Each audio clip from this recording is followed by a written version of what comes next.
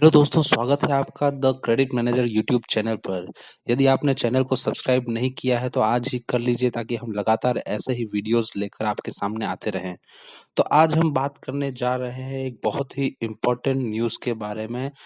RBI ने अभी हाल ही में पीएमसी बैंक और यूनिटी बैंक के विलय की घोषणा की है और उसके लिए एक ड्राफ्ट स्कीम भी जो है रिलीज की है। तो आज हम समझेंगे कि क्या वो स्कीम है और किस तरह से पीएमसी बैंक अकाउंट होल्डर्स को राहत मिलने वाली है या नहीं मिलने वाली है। जो भी है इस स्कीम में हम समझेंगे इस वीडियो में।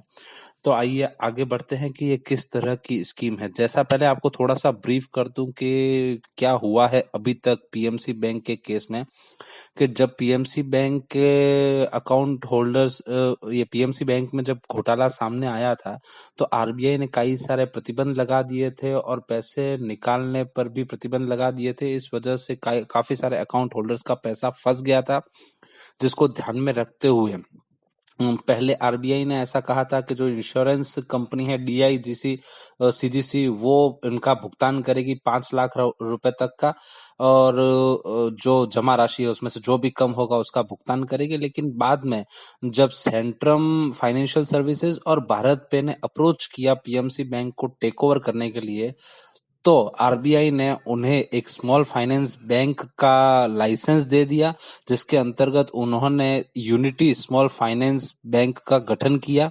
यूनिटी स्मॉल फाइनेंस बैंक जो है वो 1 नवंबर 2021 से ऑपरेशनल हो गया है और उसके ऑपरेशनल होते ही आरबीआई ने ये अमालगमेशन की स्कीम लॉन्च की है। ड्राफ्ट स्कीम है ये, जिसका फाइनल अप्रूवल अभी बाकी है। तो जानते हैं कि क्या है वो स्कीम। सबसे पहले नवंबर 22 को, अब आपको बता दूं कि आरबीआई ने एक ड्राफ्ट अमालगमेशन स्कीम फ्लोट की है, पब्लिक डोमेन में रखी है, जिसके अंतर्गत पीएमसी बैंक और यूनिटी स्मॉल फाइनेंस बैंक का मर्जर होगा। यानी कि यूनिटी स्मॉल फाइनेंस बैंक जो है वो पीएमसी बैंक को एक्वायर करेगा। एक्वायर किस तरह से करेगा कि पीएमसी बैंक की जितनी भी असेट्स और लायबिलिटीज होगी, यानी कि जितनी भी संपत्तियां और दायित्व होंगे, वो पूर्णतः आप यूनिटी बैंक अपने पास ले लेगा, जिसमें खाता धारकों की जमा राशि भी सम्मिलित है। अगर अकाउंट होल्डर्स अपना खाता यूनिटी बैंक में चालू रखना नहीं चाहते हैं तो उनके पास अपने पैसे निकालने का विकल्प होगा। वो विकल्प क्या है और किस तरह से वो पैसे निकाल सकेंगे, उसको स्कीम में डिटेल में बताया गया है। तो अब वो क्या स्कीम है, तो सबसे पहले तो क्या होगा कि पीएमसी बैंक के सारे क्लेम्स, जो मैंने बताया था पहले कि संस्था है डीआईसीजीसी, यानी कि deposit insurance and credit guarantee corporation, जो कि सभी बैंक अकाउंट होल्डर्स की जमा राशि का इंश्योरेंस करती है और 5 लाख रुपए तक का भुगतान उनको करती है। तो क्या होगा कि इनिशियली जो जो भी इंश्योरेंस का अमाउंट आएगा अप टू 5 लाख रुपए, वो पैसा यूनिटी बैंक जो है वो उनको भुगतान कर देगी खाता धारकों को, ताकि उनको फौरी तौर पर कुछ राहत मिल सके।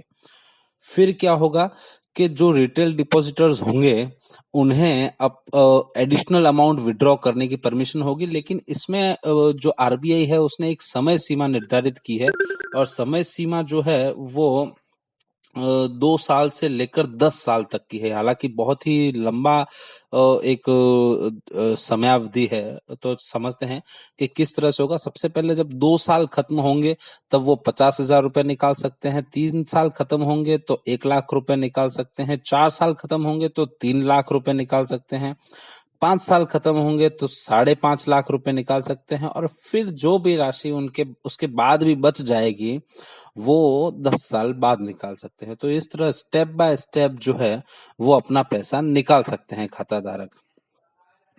और जो भी इस स्कीम को लेकर सुझाव या आपत्तियां हैं, वो आरबीआई ने कहा है कि आप 10 दिसंबर 2021 को शाम को 5 बजे तक अपने आप दर्ज कर सकते हैं, और रिजर्व बैंक उन सब आपत्तियों और सुझावों को ध्यान में रखकर और फिर अंतिम निर्णय लेगी। उसके बाद वो भेज दिया जाएगा सरकार के पास अप्रूवल के लिए, और फिर एक डेट तय हो जाएगी, अपॉइंटमेंट डेट। उस डेट के बाद दोनों के मर्जर की प्रक्रिया चालू होगी और पीएमसी बैंक की सब कुछ संपत्तियां और दायित्व जो है वो यूनिटी स्मॉल फाइनेंस बैंक में चले जाएंगे।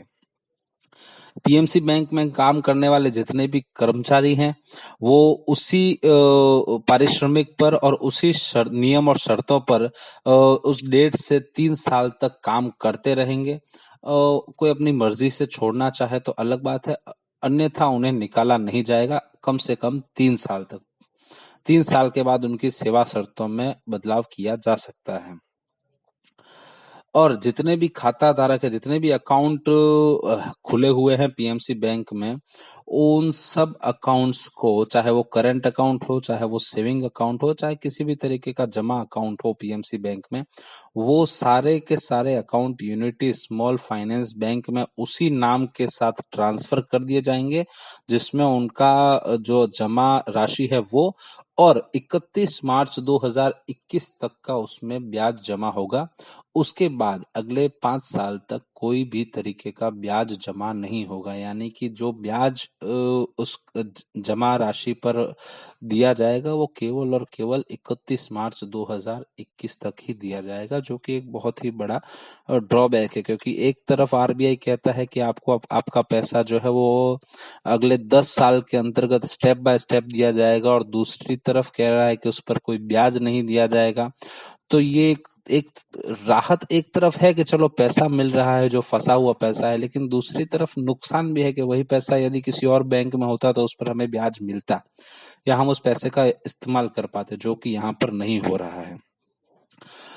हालांकि बिजनेस स्टैंडर्ड डॉट कॉम एक वेबसाइट है, न्यूज की वेबसाइट है, और उसमें जो न्यूज आई है उसके अकॉर्डिंग जो भारत की बहुत बड़ी एक सहकारी संस्था है सहकार भारती, वो इस स्कीम में जो है वापस बदलाव करने के लिए प्रयास करेगी और कुछ न कुछ आपत्तियां दर्ज कर सकती है, ताकि ये जो स्कीम है वो खाता धारकों के अधिक हित के लिए हो सके। और जैसे कि मैंने आपको बताया कि जो 5 साल तक कोई ब्याज नहीं दिया जाएगा, इस तरह का जो क्लॉज है, या फिर 10 साल तक आप पैसे निकाल सकते हो, मतलब 10 साल पूरे होने के बाद निकाल सकते हो। ये कुछ शर्तें हैं जिसे देखते हुए कहा जा सकता है कि एक बहुत ही कम राहत मिल रही है यहाँ पर, तो उसमें बदलाव करने के लिए सहकार भारती जो है वो आपत्ति अपनी दर्ज कर सकता है और सुझाव दे सकता है। तो ये तो आने वाला वक्त बताएगा कि किस तरह से इस स्कीम में बदलाव होता है। फिलहाल यदि आपको भी कोई आपत्तियां या सुझाव हैं तो आप 10 दिसंबर 2021 शाम 5 बजे तक दे सकते हैं, ताकि आरबीआई उन सब आपत्तियों को ध्यान में रखकर और अंतिम निर्णय ले सके। और वीडियो देखने के लिए धन्यवाद। यदि आपको वीडियो पसंद आया हो तो लाइक कीजिए, इस वीडियो को शेयर कीजिए, और यदि चैनल को अभी तक सब्सक्राइब नहीं किया है तो कर लीजिए, ताकि हम ऐसे ही वीडियोस लेकर लगातार आपके सामने आते रहें। धन्यवाद।